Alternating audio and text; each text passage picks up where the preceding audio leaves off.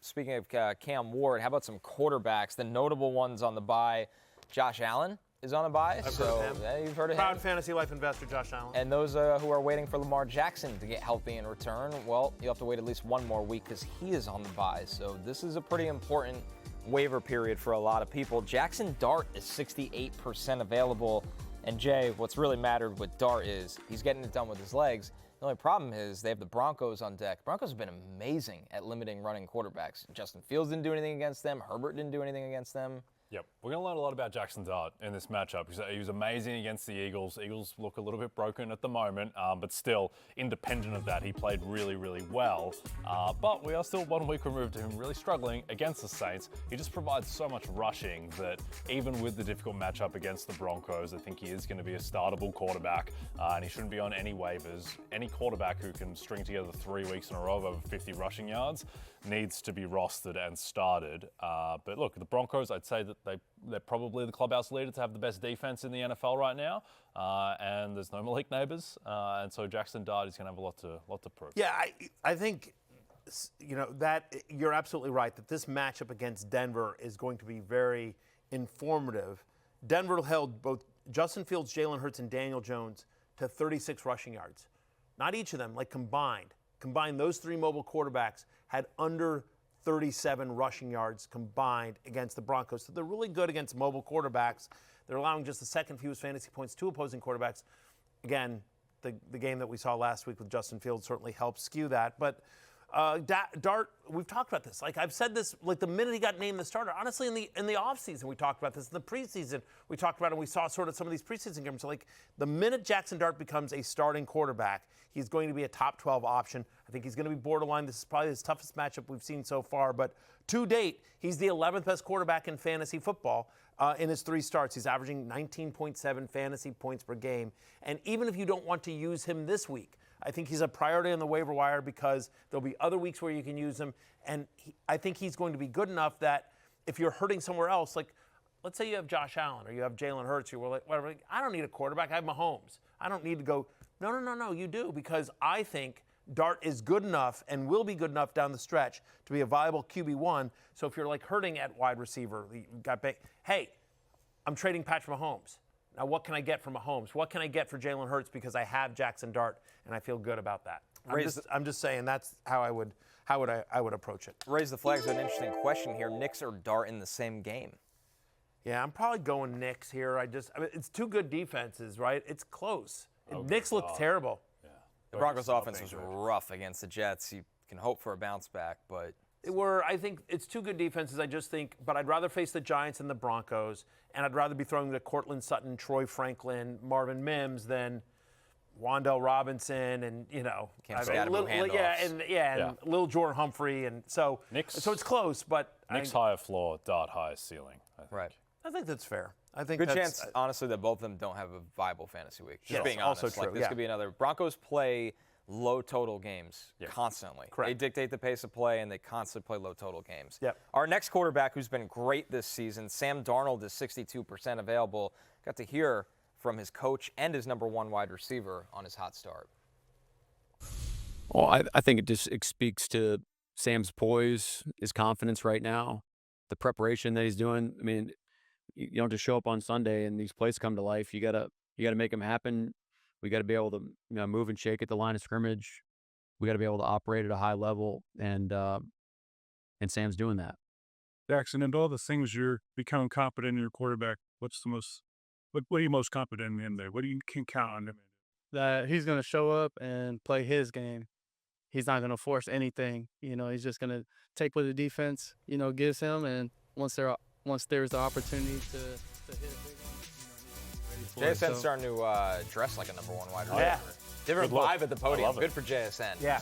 He should be feeling himself after the season he's had, and that's helped Sam Darnold, who is, yes, as you see right there, the passing yard leaders, yards per game. Darnold is 3rd. He's ahead of Baker Mayfield. He's ahead of Patrick Mahomes.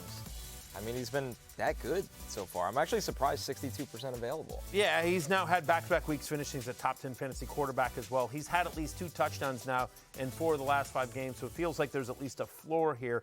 You don't love the matchup against Houston, but again, they're at home. Houston has to travel to Seattle here, and so with a out of the bye, I think the Houston offense will look better. The Seahawks defense a little bit banged up. They're starting to show some cracks, and so I do think Seattle may have to be more aggressive in this game. Again, not that you love it, but I do think Darnold is more viable than people probably thought at the beginning of the year. Yeah, definitely. I'm very interested to see how this sustains in terms of the play action deep shots that they've been thriving on, Darnold to JSN. I think it just has to regress a little bit because they throw the ball so little. Their pass rate over expectations been bottom 5 in the league. So he needs to keep hitting these plays to maintain the value that he has so far. I think that it'll maintain an above average rate. I just don't think there's going to be like 60-yard bombs connected on every single play every single game because no one ever does that. You'd think so, but then I feel like that's what we said last year against Saquon Barkley. There's no way he can keep getting 60-yard rushes every single game, and then it felt like he kind of did. Yeah. More faith in Saquon and the Eagles O-line than Sam Darnold and JSN, but we'll see. JSN is right now seems like a top 3 receiver in the sport, and Darnold, now we have a season and a bit over a quarter sample of Sam Darnold just being a really good quarterback. So I think we probably he's the number 1 quarterback in EPA per play. He's been the most efficient quarterback in the league. He's played really well. It's been a great signing for Seattle, by the way, and it's so funny just seeing sort of what's happened in Minnesota, and what's happened with Geno Smith in Las Vegas, and the Seahawks are looking the best of all the kind of musical quarterback chairs that have happened among the franchises here. Last thing here, watching that clip of Jaxson Smith and Jigba facing the press, it's just so brutal. It must be so brutal being an NFL player because so many of the people that are asking questions are not trained broadcasters. They're writers, and they're just, they're stumbling through these long-winded questions that, sort of stumble on each other. And like that question to Jaxson Smith and Jigba was long and awful. Yeah, that's part of the gig. Yeah. No, it's how the coaches feel. They do it almost every day. Can't imagine. You should, as a member of the New York media, as an Emmy-losing member of the New York media, Connor Rogers, talk to your colleagues. I enjoy you just taking a dump on 90% of the people we'll see at the Combine and Super Bowl this year. Yeah, that's fine. All you idiots ask awful questions, but we use all the sound every single week on the show. Some people ask good questions. Just there's some that are brutal.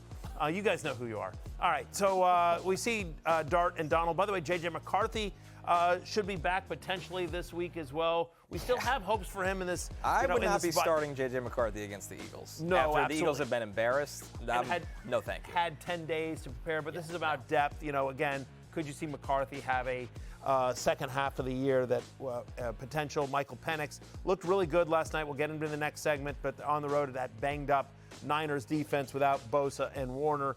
And Joe Flacco, it's a short week, but he's home to the Steelers as well.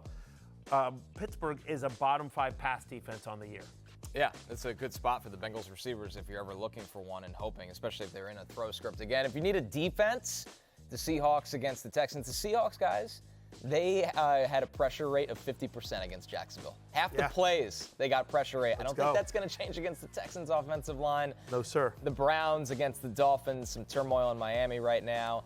And then the Bears against the Saints. Although Spencer Rattler's been a lot better than people give him credit for this year. I will say that. But he has been. Right. But Bears defense looked good last night, especially the defensive line. They really did. All right, we're going to take our first break. Just ahead, we got our Monday night doubleheader takeaways and more on some of our bets and guillotine league right after this.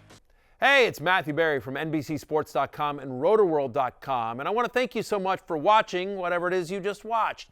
Or if nothing else, being too lazy to click out of the autoplay after this video started, after whatever it is you actually wanted to watch finished.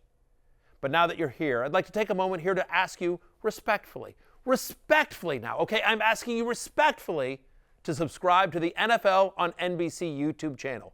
You'll get the latest Roto-World fantasy news headlines, all sorts of great shows, including my own Fantasy Football Happy Hour. So go subscribe now. Again, I'm asking respectfully.